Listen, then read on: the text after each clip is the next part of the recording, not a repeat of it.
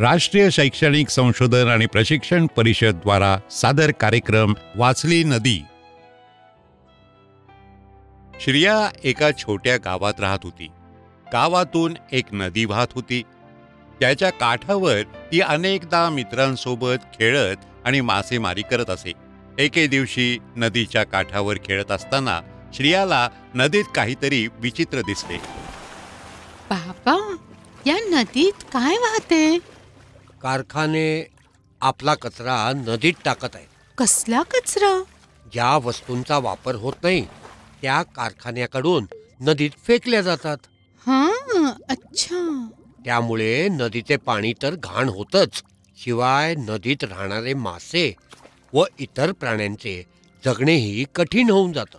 आणि हे पाणी पिऊन लोक आजारीही पडतात. तर आपण कारखानदारांना सांगूया की त्यांनी कचरा नदीत टाकू नये म्हणून. अगं, ते आमचं काय ऐकतील मुली? पण बाबा, अशा प्रकारे तर आपली नदी अजून जास्त घाण होईल. मी वाचवेन आपल्या नदीला.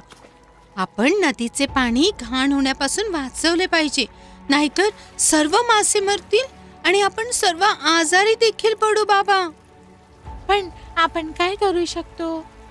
आपण गावातील सर्व लोकांशी बोलून त्यांची मदत घेऊ शकतो. चला सर्वांशी बोलूया.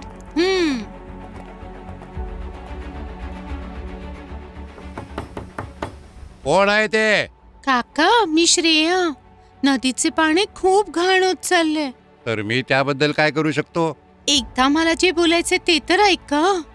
आमचे कोणीही ऐकले नाही. आता आपण काय करू?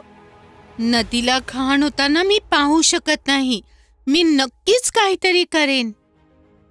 आठवलं, पत्र लिहिल्याने बदल होतात असे दीदी म्हणाल्या होत्या.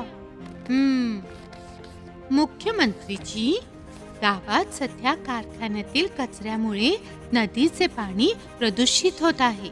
आपण सर्वजण नदीच्या पाण्यावर अवलंबून असून या प्रदूषित पाण्यामुळे आपल्या गावाला अडचणी येत आहेत. मी आपणास विनंती करत आहे की आमची नदी वाचवण्यासाठी तुम्ही आम्हाला मदत करावी. धन्यवाद. मला आशा आहे की हे पत्र नक्कीच बदल घडवून आणेल.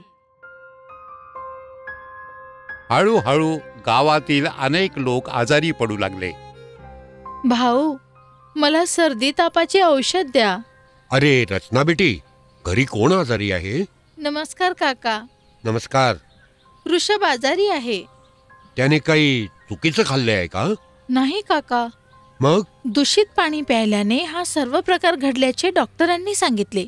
अच्छा, हे दूषित पाणी पिऊन गेल्या काही दिवसात गावातील अनेक लोक आजारी पडले आहेत.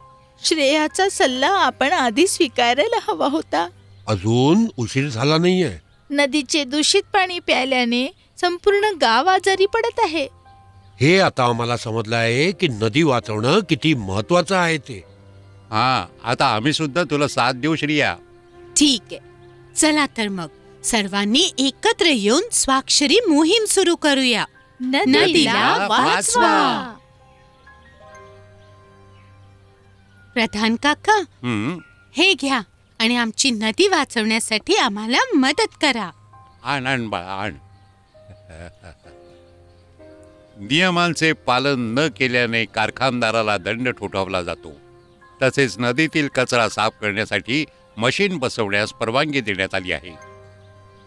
कलेक्टर आदेश मिळताच कारखानदाराने गावातील घाण स्वच्छ करण्यासाठी मशीन बसवली.